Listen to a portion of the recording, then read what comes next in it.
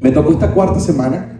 Hemos estado en este ciclo hermoso, maravilloso, que aunque el nombre suena como un poco raro, Pecados en la Sombra, quiero comentarles que este nombre surgió porque estábamos buscando realmente demostrar aquellos pecados, aquellas cosas que pueden estar en lo oculto, en la intimidad, en lo más profundo de tu corazón, y que muchas veces ni sabes que es un pecado, o muchas veces no sabes que está allí en ti.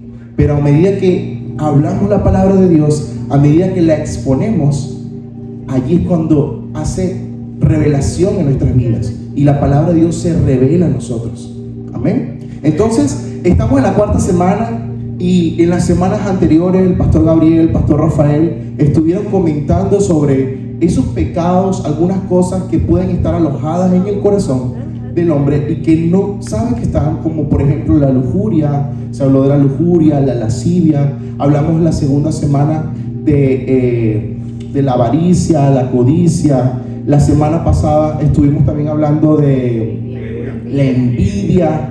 Entonces son tantas cosas que pueden estar allí, y que Mateo en el capítulo 7, que ha sido nuestro versículo principal, en el cual nosotros hemos estado hablando, pues nos declara. Y vamos a leer la escritura en el nombre del Padre, el Hijo y el Espíritu Santo.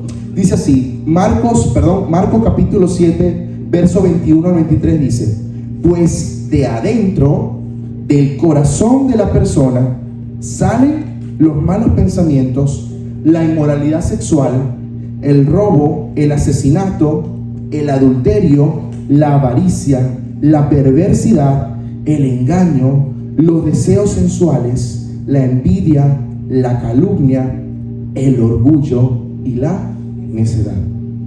Todas estas vilezas o estas maldades provienen de adentro, y esas son las que contaminan. Aquí Jesús le estaba hablando a los fariseos, porque ellos estaban discutiendo sobre acerca de qué contamina al hombre, qué es lo que come, no sé qué. Y Jesús le dijo: mire, lo que contamina al hombre es lo que está dentro del corazón. Eso es lo que contamina al hombre. Y hoy, en nuestra cuarta semana, vamos a tocar el orgullo. Amén. ¿Está preparado, hermano, para recibir palazos hoy? Bueno, porque a veces la palabra de Dios viene a nosotros y lo que recibimos es palo, hermano. Y usted sale de la iglesia: ay, Dios mío, me dieron palazo, fue como una piñata, salí golpeado. Pero hermano, siéntase en victoria y en gozo, porque si usted está siendo golpeado, es porque usted está siendo procesado. Y si está siendo procesado, es porque usted está en un camino que va a dar un buen fruto, que va a dar el mejor aceite. Así que siéntase en gozo. Dice la palabra que esta palabra de orgullo la encontramos en la Biblia, en el griego, que significa huperefanía. No se habla griego tampoco, ni hebreo, ni nada de esto, pero huperefanía, que se traduce como soberbia. Y en Marcos, este mismo versículo donde aparece la palabra orgullo, la versión de la Reina Valera 60 lo traduce como soberbia, la traducción de Nueva Versión Internacional como arrogancia, y Marcos lo dice también en la Reina Valera 2015, la actualizada, la insolencia. A mí me encantó buscar estas diferencias porque todas estas palabras están entrelazadas y están todas significando lo mismo, que hablan del orgullo. Y ciertamente el orgullo tiene dos versiones. Hay un orgullo que puede nacer de una voluntad buena, que es cuando usted está orgulloso de sus hijos porque van a la universidad, porque van al colegio, sacan buenas calificaciones, orgulloso de sus padres. Ese es un orgullo sano, porque va con el fin de que no está enfocado en usted, sino que usted está alegrando por otro. Pero hoy, amado hermano, no vamos a hablar de ese orgullo, vamos a hablar del otro. Vamos a hablar del orgullo malo, el orgullo que va asociado con la soberbia, con la arrogancia y la insolencia. Y hoy vamos a ver algunas historias bíblicas donde se muestran situaciones donde algunos personajes de la Biblia fueron, por así decir, en un momento determinado fueron seducidos o fueron llamados por la soberbia, por el orgullo, y eso los llevó al fin, a la destrucción. Porque créanme, hermano, que no les quiero hacer spoiler, pero el fin de todo el pecado es la muerte. Y estas historias tienen un fin, algunos de ellos muy lamentables, y algunos otros tienen todavía como que recapacitan. Así que vamos a ver las historias, pero antes vamos a definir qué es el orgullo. ¿Qué es el orgullo, este orgullo malo que estamos hablando? El orgullo es una actitud que dice exaltada del corazón de la persona. Se considera por encima de los demás, desprecia la corrección y actúa con un sentimiento exagerado de superioridad, que se refleja en palabras y acciones de menosprecio a otros. Entonces aquí donde nosotros nos damos cuenta y usted va a decir, ay, yo no soy orgulloso. Ya con decir que no somos orgullosos es que usted lo está haciendo. No, yo no soy orgulloso para nada. Yo soy súper humilde. Yo soy más bueno que el pan integral. Hermano, ¿y qué le digo a usted que el pan integral es bueno? Dice Primera de Pedro capítulo 5 verso 5 en su versión de Dios habla hoy: Dios se opone a los orgullosos, pero ayuda con bondad a los humildes. Entonces aquí viene otro concepto que es la humildad. Y a veces, amado hermano, confundimos conceptos. Creemos que ser humildes es sinónimo de ser pobres. Ay, él es humilde, él es pobrecito. Y eso no es humildad. Porque yo he visto personas de escasos recursos que tú les das algo. ¿Qué te pasa? ¿Y acaso yo te estoy aquí pidiendo algo a cambio? ¿O yo te estoy pidiendo que me regales lo que te sobra? ¿Y eso qué es? Orgullo. Entonces no confundamos peras con manzanas. ¿Está bien? La palabra de Dios es clara. Dice que Dios se opone a los orgullosos. Es decir, Dios los resiste. No pasan, por así decirlo. Dios se opone ante ellos. ¿Por qué? Porque el orgullo genera otras raíces que hoy vamos a ver. Amén. Entonces, vamos, antes de pasar a las historias, quiero hablar de las características de un orgulloso. Y aquí más o menos quise ejemplificar lo que puede significar el orgullo. Usted ve la figura de las siluetas de ambas personas. En uno está la silueta normal de un hombre explicándole a la mujer, pero la mujer, no lo tome, puede haber sido un hombre también, simplemente así salió la imagen. La mujer tiene su sombra, su silueta, pero hay otra más grande que ella, y eso es orgullo.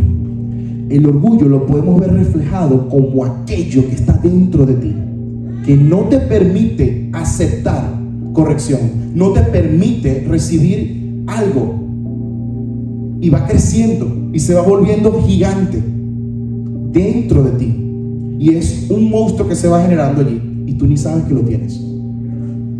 Pero cuando llegamos muchos a este país, lo primerito que a todos, la mayoría aquí, nos golpean es en el orgullo, porque tenemos que hacer cosas que jamás pensábamos que teníamos que hacer.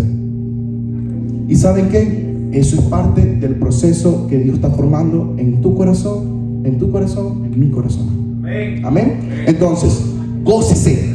Gócese, como le mencioné, gócese porque vamos por el buen camino si estamos siendo procesados. Amén. Entonces, características de un orgulloso.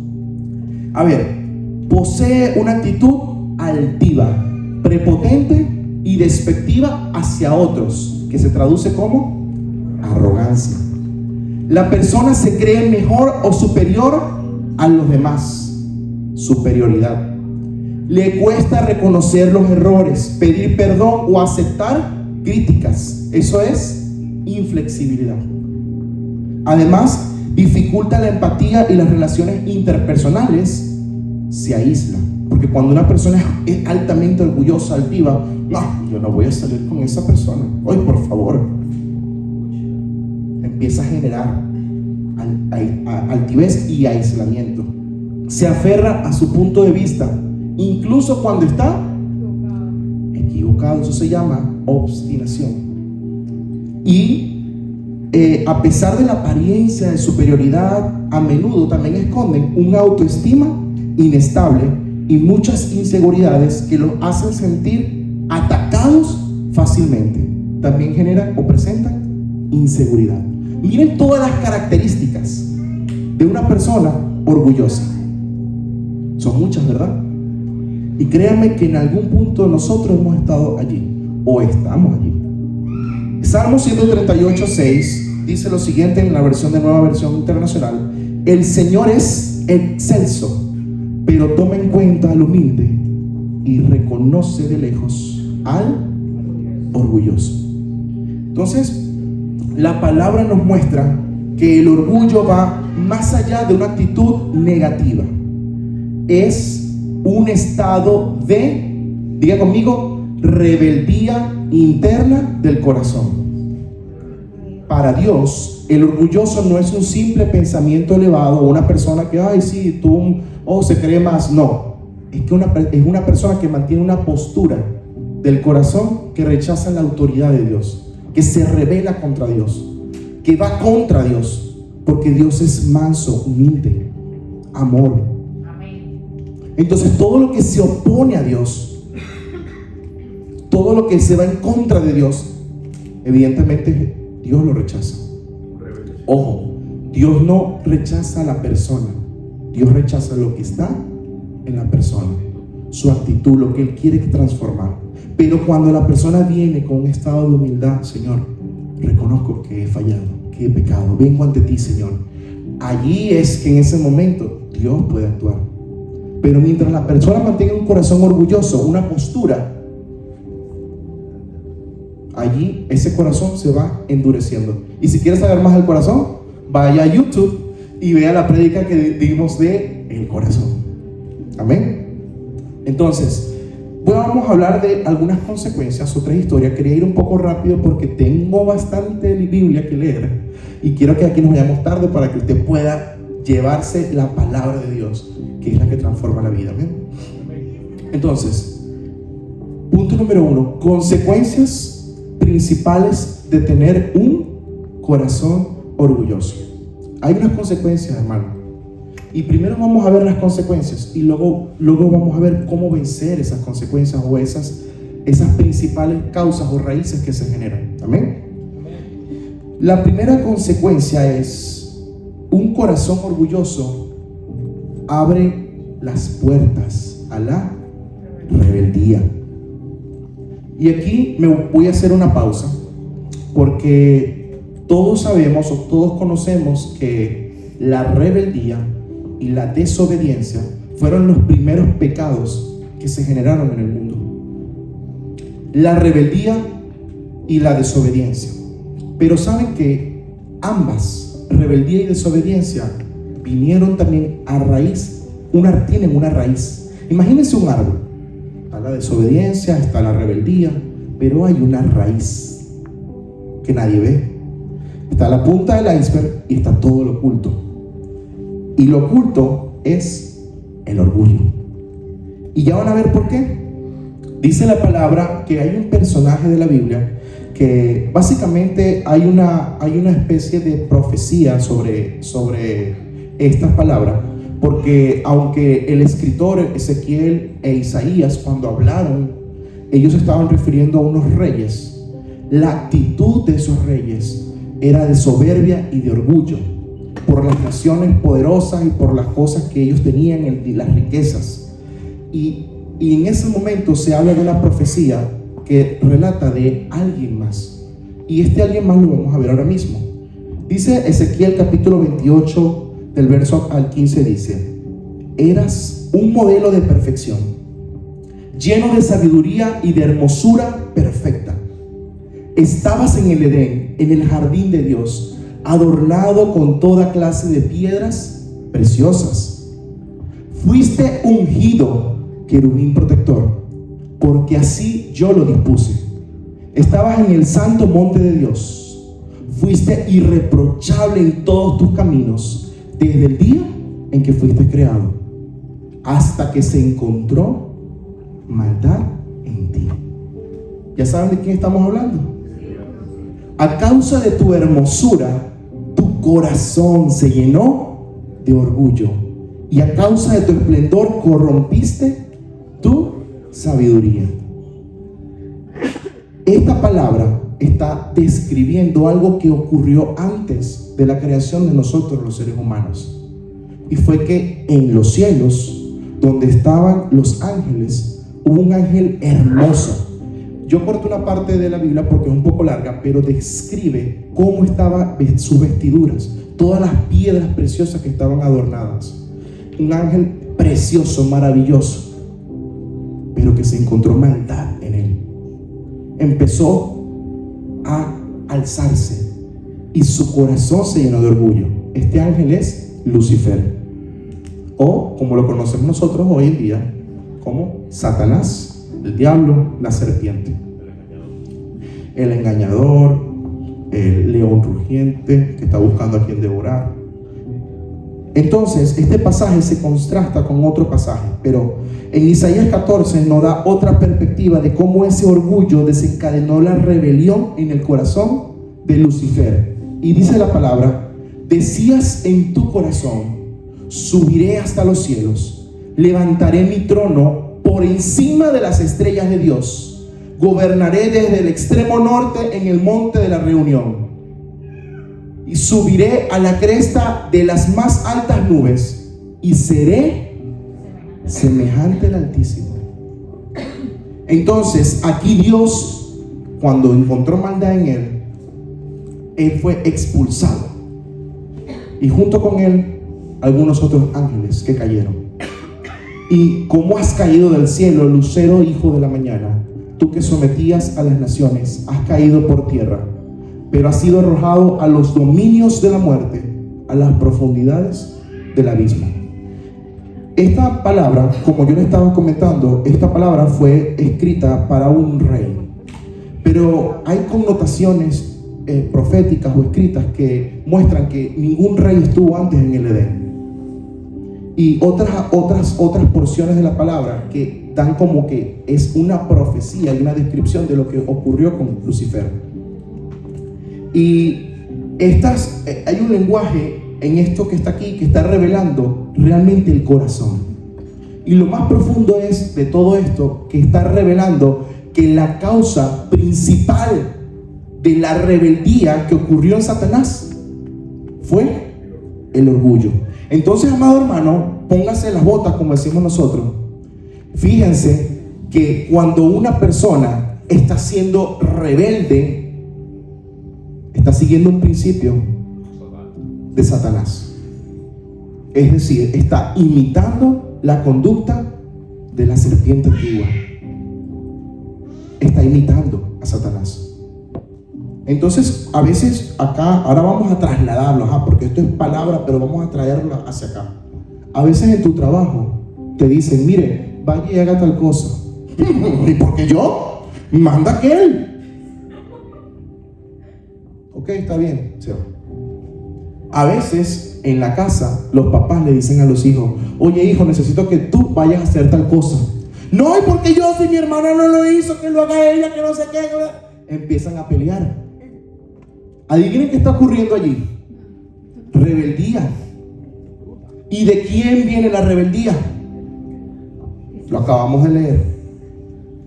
Entonces, a veces nosotros en nuestro día a día no nos estamos dando cuenta que estamos practicando principios que no provienen de Dios. Y la razón es porque tenemos una naturaleza caída. Eso no significa que usted no vaya a pecar, hermano. Usted va a pecar porque usted tiene una naturaleza caída. Pero entienda que aunque usted tenga una naturaleza caída, usted también tiene a Cristo en su corazón.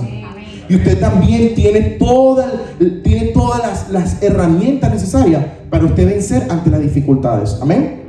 Entonces, esto nos hace una doble referencia, que el orgullo de Satanás, o de Lucifer en este caso, el ángel, lo llevó a su caída. De igual manera, podemos ver entonces que el pecado el orgullo abre puertas a otros pecados, como por ejemplo la rebeldía. Pero no es el único pecado, como le mencioné. Hay otros, como por ejemplo la desobediencia. Entonces podemos ver una historia en la Biblia que nos habla de un rey que por desobediencia, pero no fue solamente desobediencia, la raíz fue su orgullo. La raíz de su orgullo lo llevó a la desobediencia y por ende lo llevó a perder un reino. Que algo nos comentaba la semana pasada Rafael sobre la historia de Saúl. Y Saúl fue escogido por Dios y ungido para gobernar a Israel bajo una dirección divina en un momento determinado. Cuando hubo un momento en la historia del pueblo de Israel que ellos tenían jueces que los gobernaban, pero el pueblo no quería jueces, quería un rey. Ellos querían un rey porque las otras naciones tenían un rey. Entonces le hablaron a Samuel. Samuel era el profeta y le dijo: bueno, este pueblo, Dios me está pidiendo un rey. Dios se entristeció y dijo: bueno, ellos no me quieren a mí por su rey, entonces bueno, darles un rey terrenal. Y les dieron un rey terrenal.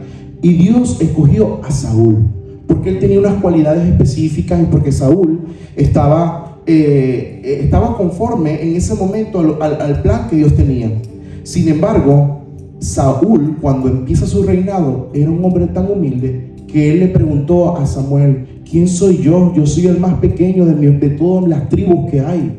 O sea, él tenía un sentimiento de que él era una persona humilde, pequeña, o sea, que él no se sentía tan grande como para ser rey. Pero Samuel le dijo: tú vas a ser el rey, el Señor te ha escogido. Lo ungió, habló con él y lo presentaron delante de todo el pueblo. Estoy haciendo un resumen porque son aproximadamente 6, 7 o 8 capítulos de la historia de Saúl.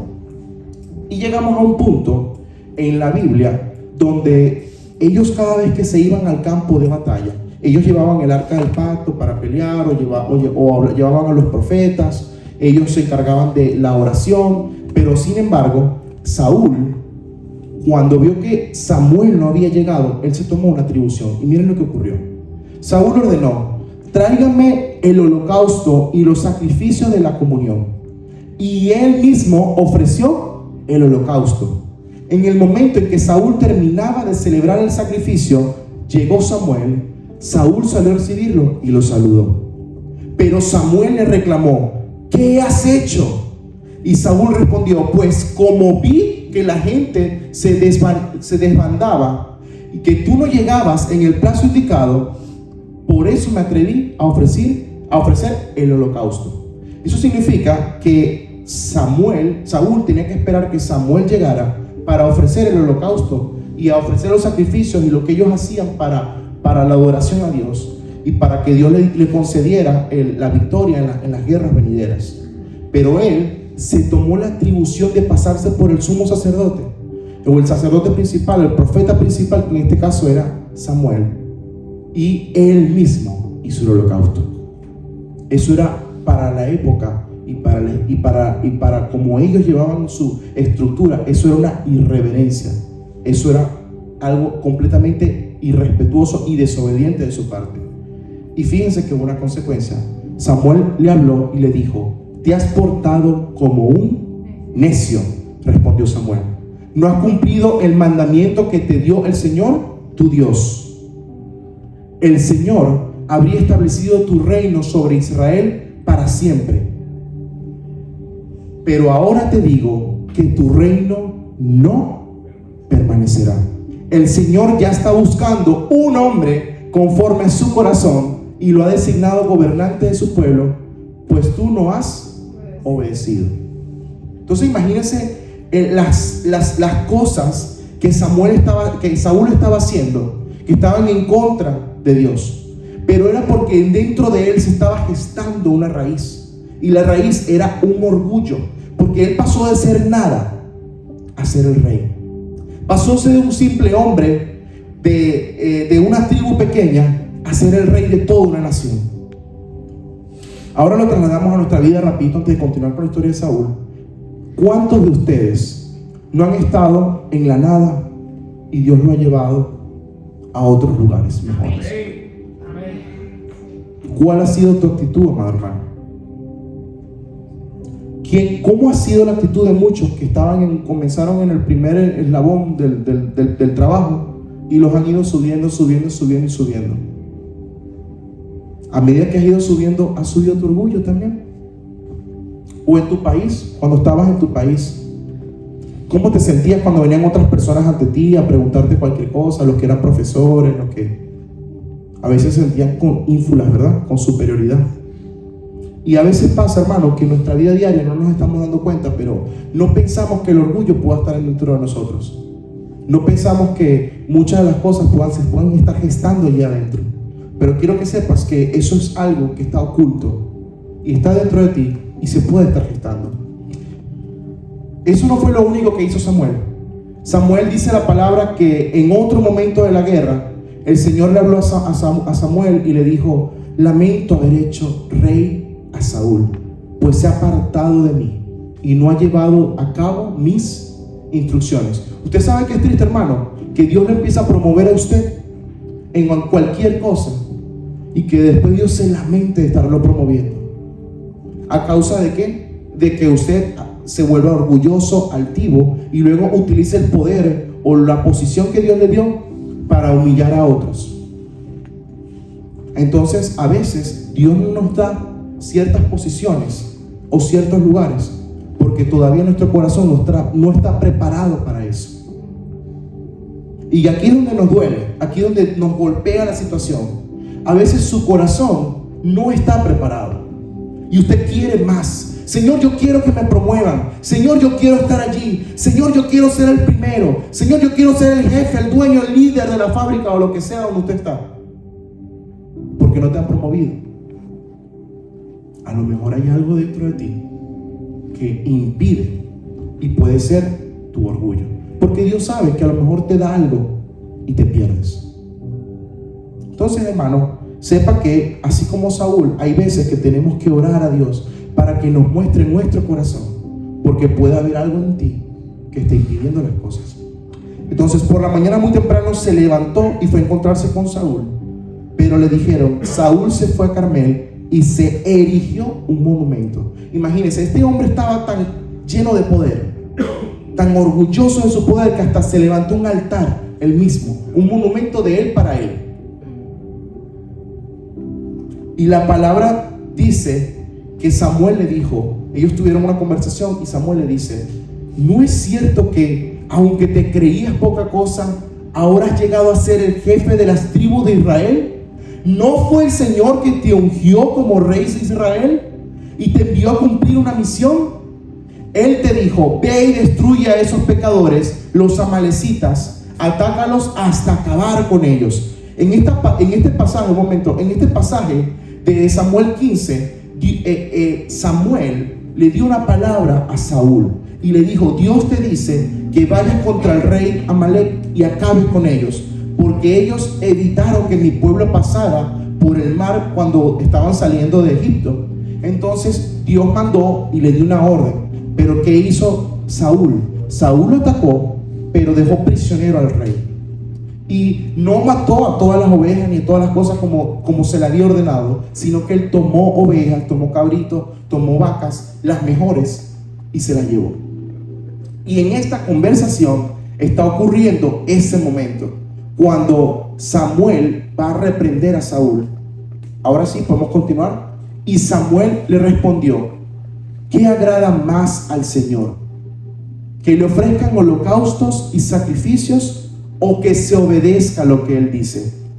El obedecer vale más que el sacrificio, y prestar atención más que la grasa de carneros. Y miren lo que añade: la rebeldía es tan grave como la adivinación, y la arrogancia como el pecado de la idolatría.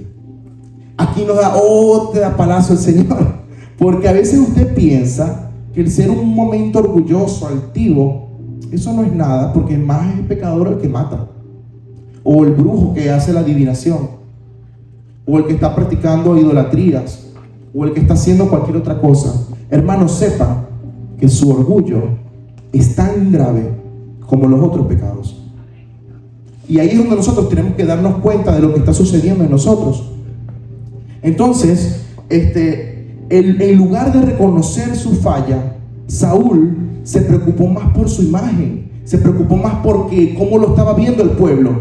Y miren lo que le dijo a a Samuel, en su conversación le dice: sí, he pecado, respondió Saúl, pero te pido que por ahora me sigas reconociendo ante los jefes de mi pueblo y ante todo Israel.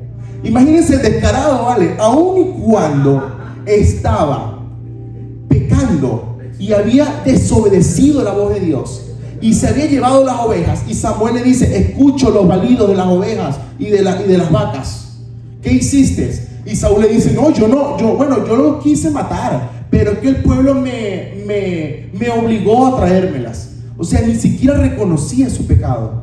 El orgullo no te permite reconocer cuando estás pecando. El orgullo no te permite ver más allá de tus ojos, porque estás enfocado en ti, en lo que te genera placer, en lo que te está beneficiando a ti y no lo que está beneficiando a otros.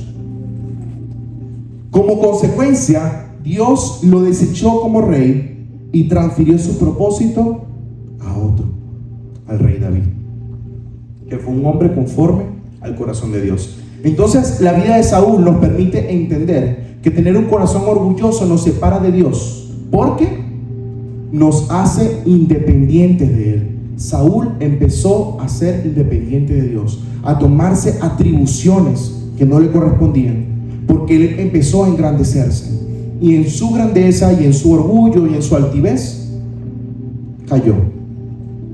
El orgullo no te permite reconocer cuando te equivocas y abre puertas a la desobediencia. Entonces ya vemos que el orgullo es capaz de abrir puertas a la rebeldía, a la desobediencia. Y otra cosa más que el orgullo es capaz de hacer es que un corazón orgulloso abre puertas a la altivez y a la soberbia. Aquí vamos a ver otra historia. Es la historia de Naamán. No sé cuántos han tenido la historia de escuchar a Naamán. Le voy a poner el contexto de quién fue Naamán. Naamán fue comandante del ejército del rey de Aram, que traducido en el hoy por hoy era como decir Siria. Era un hombre de mucho prestigio. Que bueno, no que digan que uno es un hombre de mucho prestigio. Ay, el poderoso, el presidente, el dueño, el CEO de la compañía.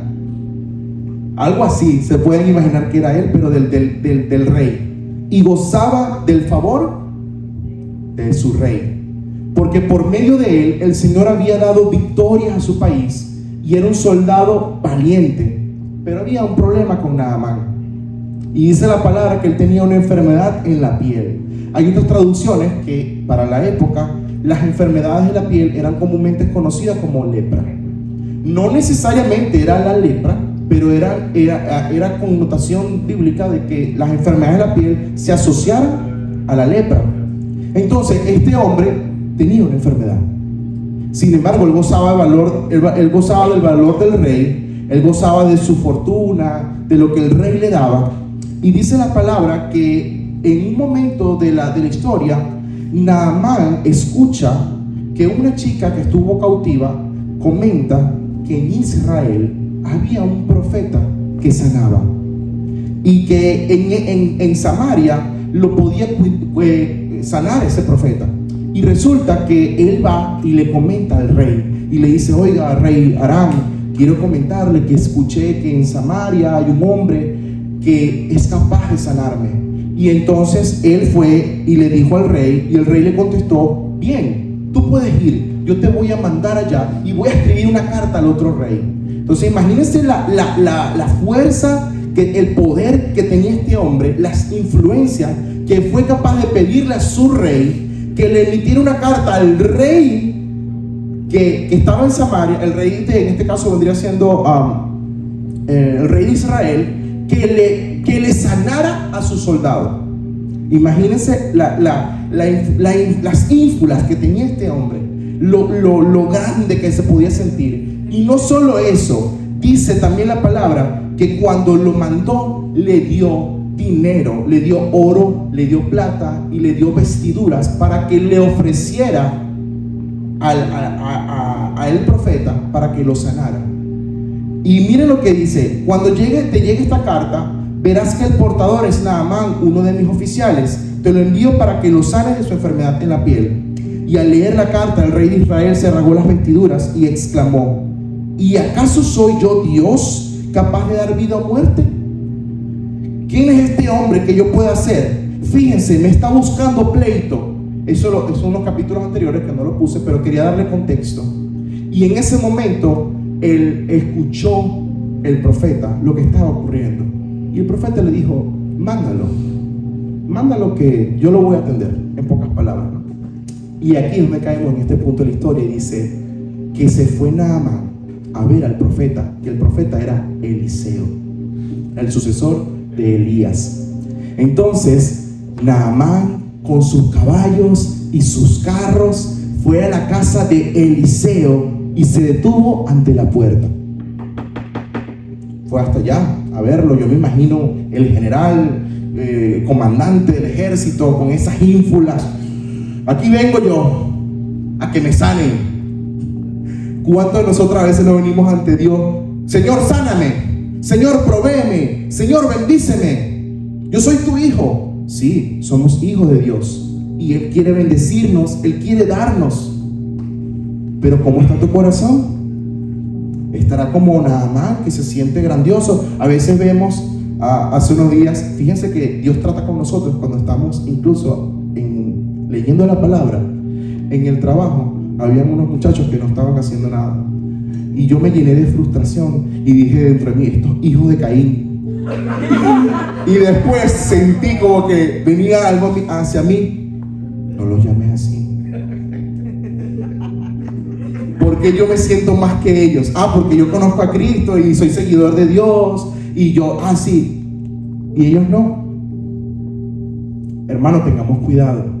A veces nosotros, siendo cristianos, siendo creyentes, tenemos actitudes peores que las mismas personas que no conocen a Cristo. Y eso debería darnos vergüenza. Eso no debería darte orgullo, debería darte vergüenza, porque tú no estás reflejando a Cristo, estás reflejando a Lucifer, estás reflejando a personajes de la Biblia que cayeron con su orgullo, con su rabia, con su ínfula. Tenga cuidado, hermano, de no ser uno más, sea diferente. Amén. Y se lo digo por mí mismo. A veces nosotros caemos en eso.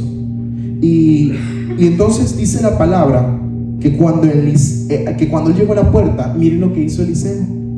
Envió un mensajero a que le dijera a Naamán: ve y zambúllete 7 veces en el río Jordán. Es decir, anda para allá, chico, te vas a meter en ese río y te vas a meter 7 veces, y así se sanará tu piel. Imagínense él como comandante de un ejército que viajó de otra nación, que vino con sus caballos, con todos sus carros de guerra, con su dinero, con sus ínfulas, y el profeta ni siquiera salió a verlo, y mandó un mensajero. Mira, dice el profeta que te metas en esa agua sucia que está allá, porque el río Jordán, valga la connotación, en esa época era un río muy bueno, todavía lo es un río muy revoltoso, muy revuelto, y está lleno de fango, un río que huele a fango. ¿Usted ha llegado a esos lagos o esos ríos que usted llega y huele como a pescado, así que está a pez? No sé cómo explicarle, que huele feo. Así estaba ese río Jordán. Ese hombre le dio de todo. Escuche lo que dice la palabra. Naamán se enfureció y se fue quejándose: yo creí que el profeta saldría a recibirme personalmente para invocar el nombre ese de su Dios, y que con un movimiento de la mano me sanara de la enfermedad de la piel. Mírense lo que el orgullo te hace creer. El orgullo te lleva a creer cosas, hermano, que ni siquiera son reales. El orgullo te lleva a sentirte que tú eres merecedor de ciertas cosas, cuando en realidad no lo eres. Todo lo que somos es por Cristo. Amén. Entonces dice: ¿acaso los ríos de Damasco y el Albaná y el Farfar no son mejores que toda el agua de Israel? ¿Acaso no podría yo zambullirme en ellos y quedar limpio? ¿Qué dice la palabra? Furioso, se dio media vuelta y se marchó. Entonces, aquí podemos ver que el orgullo, tanto de Naamán, lo trasladamos hacia nosotros, te impide alcanzar la bendición que Dios tiene para ti. Naamán tuvo que doblegar su orgullo para poder ser sanado. Si Naamán no se doblegaba, él no iba a ser sanado. Y esto es lo que nos lleva a nuestro segundo punto de acá de la historia. Ya vimos algunas consecuencias, algunas cosas que pueden causar una raíz de orgullo en nosotros y que pueden llevarnos a otros pecados. Ahora la pregunta que nos hacemos nosotros es, entonces ¿cómo hago para sanar mi corazón del orgullo? ¿Cómo hacemos? Fácil, hermano. Lo primero es reconocer. Reconoce e identifica cuando el orgullo está guardado, cuando se está alojando en tu corazón. Y volvamos a la historia de Naamán. Dice que su criado se le acercó para aconsejarle: Señor, si el profeta le hubiera mandado hacer algo complicado, usted no lo habría hecho caso. Con más razón, si lo único que le dice a usted es que se zambulla y así quedará limpio, pues hágalo. Lo que el criado que andaba con él, cuando vio que se dio la vuelta y se fue, él quedó, yo me imagino el momento, como que, pero qué papaya, lo único que tiene que meterse es allí en el agua y ya, y va a quedar limpio. A veces Dios nos está pidiendo cosas simples, hermano. Cosas simples nos pide Dios a nosotros, pero nosotros por nuestro orgullo, yo no le voy a ir a hablar a aquel. No, yo no le voy a hablar a nadie. A veces Dios te está poniendo en el corazón que le prediques a tu hermano que está al lado tuyo, que le hables al otro, que le des una palabra de esperanza. No, yo no le voy a hablar a ese, yo ni hablo inglés. O buscamos cualquier excusa para no hablar, para no decir nada. Y fíjense que este hombre fue corriendo a Naamán y dijo: Señor, no le estás pidiendo nada, solamente le está pidiendo que usted se zambulle en ese río Jordán, vaya y hágalo. Entonces, a veces Dios tiene que mandar otras personas a hablarnos a nosotros porque no entendemos, porque Dios nos está hablando y nos está hablando y nos está mostrando con su palabra y nosotros no lo vemos. Y tiene que venir un tercero a demostrarnos o a hablarnos. Hermano, no permita eso. Deje que sea humilde en su corazón y reconozca cuando usted está pasando por un momento de orgullo. Reconozca.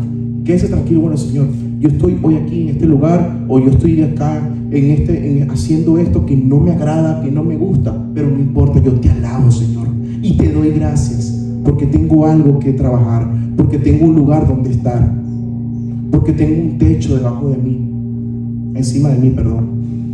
Estoy bajo un techo, tengo comida. El orgullo no te deja ser agradecido tampoco. Eso lo vamos a ver ahorita. Pero entonces dice Naamán, dice la palabra que Naamán bajó al Jordán y se sumergió 7 veces conforme a lo que le dijo el profeta. Y entonces su piel volvió como la de un niño y quedó limpio. Yo estaba leyendo esta parte de la Biblia y le vi la carita a mi bebé, a Jacob, y le veo la pielcita así tan linda, tan lozana, y yo me imaginé que por un momento así tuvo que haber quedado la piel de Naamán. Eso solamente lo hace Dios. Entonces Naamán volvió con todos sus acompañantes y presentándose ante el hombre de Dios le dijo: ahora reconozco que no hay Dios en todo el mundo excepto en Israel. Gloria a Dios, diga gloria a Dios, en un fuerte aplauso al Señor. Dígale: cuando reconocemos nuestro pecado, somos transformados. Amén. Entonces, nuestro segundo punto es: ten una actitud humilde y doblega el orgullo. Ay, papá. Hermano, ¿cómo sanamos el orgullo? Pues teniendo una actitud humilde. ¿Humilde ante quién? Ante nuestros hermanos, ante nuestros amigos, ante nuestras familias. Entonces, ¿qué dice la palabra? Mateo 23:12 dice: porque el que se enaltece a sí mismo será humillado, y el que se humilla será enaltecido. Esto viene bajo un contexto que le estaba hablando de los falsos hipócritas y fariseos, que ellos hacían cosas para que los vieran en las calles y no sé qué, pero Jesús los conocía, Jesús conocía sus corazones. Él sabía lo que estaba gestándose en ellos, que era puro orgullo, vanagloria. Entonces, ¿por qué estás haciendo tú las cosas? ¿Las haces para Dios? ¿O realmente porque quieres llenarte de reconocimiento? Que vean que estoy predicando, que vean que estoy en la calle, que vean que soy el jefe del warehouse, que vean que yo mando a todos los demás. ¿Qué se está gestando en tu corazón? Romanos 12:3 dice: basado en el privilegio y la autoridad que Dios me ha dado, esto lo decía Pablo, le advierto a cada uno de ustedes lo siguiente: ninguno se crea mejor de lo que realmente es. A veces uno, wow, yo soy bueno en esto, soy el mejor, no hay nadie más. Me botan del trabajo y se cae esta compañía. A veces tenemos esa actitud, ¿verdad que sí? Tenemos una actitud demasiado egocéntrica, hermano. Bájese de la nube, sea humilde, reconozca sus actitudes, reconozca, pero no se dé un alto más concepto del que realmente usted tiene que tener. Dice: sean realistas al evaluarse ustedes mismos, háganlo según la medida de fe que Dios les haya dado. En pocas palabras te está diciendo: oye, siéntete orgulloso del orgullo bueno, de lo que estás haciendo, de los logros, pero no permitas que esos logros sobrepasen lo que realmente importa, que es el corazón. Que tu corazón no sea contaminado de eso. Filipenses 2, del 3 al 4 dice: no sean egoístas. Y ahora habla del trato hacia los demás. No traten de impresionar a nadie. Sean humildes, es decir, considerando a los demás como mejores que ustedes. No se preocupen solo por sus propios intereses, sino procuren, ¿qué? Interesarse en los demás. Y esto es lo que nos lleva a seguir el ejemplo de humildad de Cristo.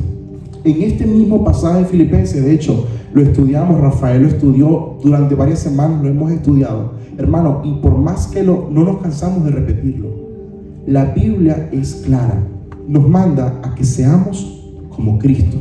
Y dice: tengan la misma actitud que tuvo Cristo Jesús, que aunque era Dios, no consideró el ser igual a Dios. O sea, Él estaba en los cielos y Él no le importó a eso, aferrarse a ser Dios, sino que Él sabía el plan y el propósito divino y descendió y vino, renunció a sus privilegios divinos, adoptó la forma humilde de esclavo y nació como un humano. Y dice la palabra en el siguiente versículo que cuando apareció en forma de hombre, ¿qué dice?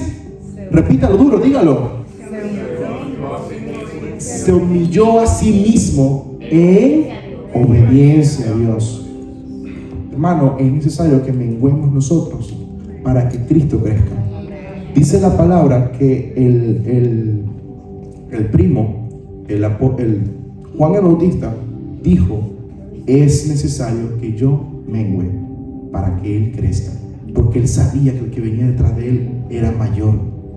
Sin embargo, Cristo no vino: yo soy mayor que Juan el Bautista, sino que Él vino a Juan y le pidió que lo bautizara.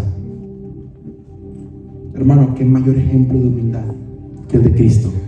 Por lo tanto, Dios, miren la recompensa, Dios lo elevó al lugar de máximo honor y le dio el nombre que está por encima de todos los demás nombres, es decir, nombre sobre todo nombre.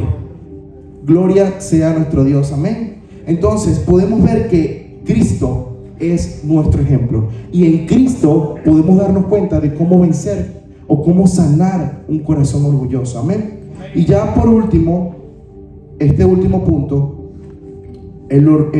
cultiva un espíritu agradecido y enseñable. Hermano, déjese guiar, no se las crea todas. Usted sabe cuántas veces los que estamos aquí, bueno, hablo de algunos de mis hermanos que sé que tienen muchos años en el Evangelio, que ya han escuchado y escuchado y escuchado tantas predicaciones, tantas palabras. ¿Qué cree que pasa? Ay, no, ya yo me sé todo eso, ya no voy más para la iglesia, porque ya yo me sé la Biblia, la he leído 500 veces. ¿Eso es la actitud de Cristo? No. Porque en una palabra que tú hayas leído 10,000 veces, Dios te puede y te va a volver a hablar. Porque nosotros somos de memoria corta, se nos olvidan las cosas rapidito. Dios nos está diciendo algo y enseguida se nos olvida y volvemos a caer. Por eso que es necesario que estemos siempre con un corazón enseñable, con un corazón agradecido. Ay, gracias, hermano, por decirme esa palabra. Sí, es verdad, he estado muy estresado estos días. Ser más agradecido y menos, ¿no? ¿Qué le pasa a este? Me vino a decir que orara. ¿Qué le pasa? A veces somos así. O alguien nos viene a corregir en el empleo donde estamos. Mira, que no hagas así las cosas, o no pronuncies. Yo hablo inglés así, ¿cuál es el problema? O yo no sé qué. Entonces empezamos a tener actitudes, hermano, que no son buenas, no son humildes. Entonces el orgullo te dice: lo logré solo. Pero la gratitud te declara: todo lo recibí de Dios. Te das cuenta que no son tus fuerzas, que es Dios quien te está sustentando, que es Dios quien te está acompañando. Un corazón agradecido reconoce la dependencia y acepta la corrección. Eso es símbolo de humanidad, que usted está siendo humano, humilde. Volvemos, la humildad no significa pobreza, hermano. Usted puede ser una persona con dinero, con bienes, con lo que sea, pero usted puede ser bien humilde. O puede ser una persona sin recursos y bien soberbia, bien altiva, que a mí no me van a estar dando nada, a mí no me van a estar ayudando con nada, yo no necesito nada de nadie, yo puedo hacerlo por mí mismo o por mí misma. Eso es soberbia, hermano. Eso es soberbia. Cuidémonos de eso. Dice la palabra en el Salmo 119: bueno me es haber sido humillado para que aprenda tus estatutos. La humillación y el humillarse trae bendición. Y ya por último, este último versículo dice: escucha el consejo y recibe la corrección, dice Proverbios. ¿Para que qué? Para que seas sabio en tu vejez. Ustedes saben que es de verdad mal llegar a viejo y ser terco, testarudo, necio, que no oye a nadie, que hace lo que le da la gana. Hermano, escucha el consejo, reciba. Y no importa la edad que usted tenga, reciba la corrección, reciba. No sea de corazón duro, de dura cerviz como el pueblo de Israel. Sea una persona con un corazón enseñable. Amén.